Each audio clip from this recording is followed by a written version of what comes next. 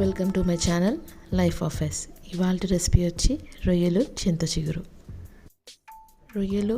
చిగురు recipe start చేసే ముందు చింత చిగురుని ఇలా వీడియోలో చూపిస్తున్నట్టుగా రెండు చేతుల మధ్యలో పెట్టుకుని నలుపుకోవాలి.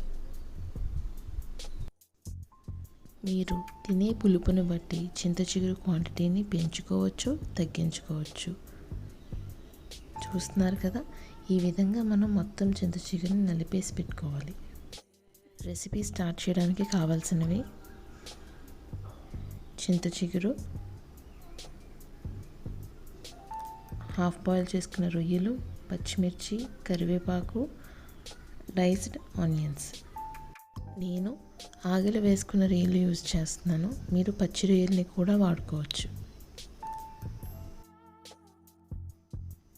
ముందుగా కొంచెం ఆయిల్, అందులో జీలకర్ర చిటపటలాడిన తర్వాత కొంచెం ఎండుమిర్చి, వెల్లుల్లిపాయలు వేసి ఫ్రై చేసుకుందాం.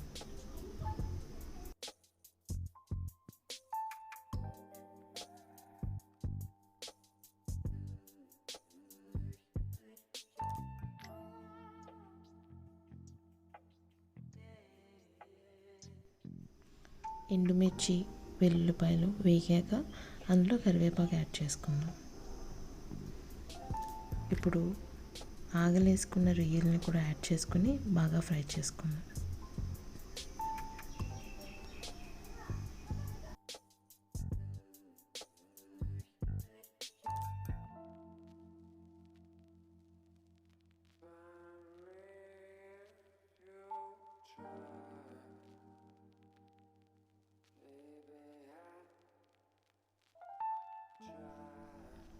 చూసారా, రొయ్యలు వేగి కొంచెం రంగు మారాయి.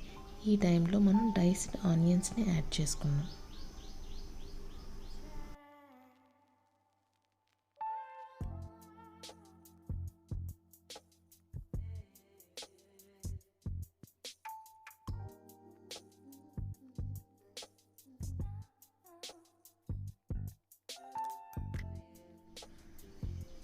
ఆనియన్స్ కొంచెం ట్రాన్స్లూసెంట్ అయ్యాక పచ్చిమిరపకాయలు కూడా యాడ్ చేసుకుందాం.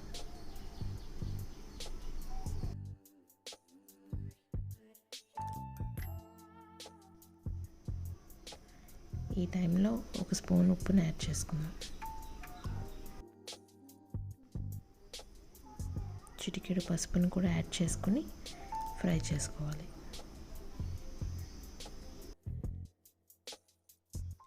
ఈ రెసిపీకి ఆయిల్ కొద్దిగా ఎక్కువగానే పడుతుంది. కొంచెం కూర కలుపుకున్నా ఎక్కువ అన్నం కలుస్తుంది. ఇప్పుడు లిడ్ పెట్టి మగ్గించుకుందాం. 5 minutes తర్వాత లిడ్ ఓపెన్ చేసి చూస్తే ఇలా ఉంటుంది. ఈ టైంలో ఒక్కసారి కూరని కదుపుకొని 1 స్పూన్ చిల్లీ పౌడర్ని యాడ్ చేసుకుందాం. కారం మీకు తగినట్టుగా మీరు యాడ్ చేసుకోవచ్చు. ఇక్కడ నేను కారం ఎక్కువగా ఉన్నది యూజ్ చేస్తున్నాను కాబట్టి 1 స్పూన్ మాత్రమే యూజ్ చేశాను.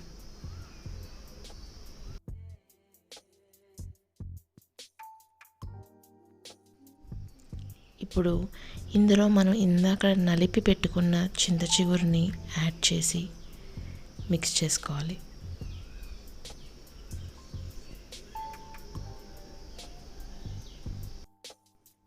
మిక్స్ చేసుకున్నాక ఆ పులుపు అంతటా పట్టడం కోసం కొద్దిగా వాటర్ని యాడ్ చేసుకుని ఉడికించుకుందాం.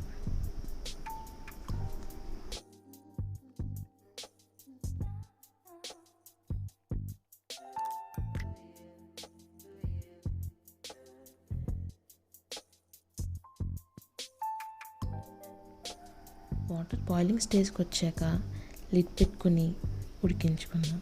5 minutes తర్వాత లిడ్ ఓపెన్ చేసి చూస్తే ఆయిల్ అలా తేరి ఉంటుంది, అంటే మన కూర రెడీ. స్టవ్ ఆఫ్ చేసుకుని లిడ్ పెట్టేసుకుందాం.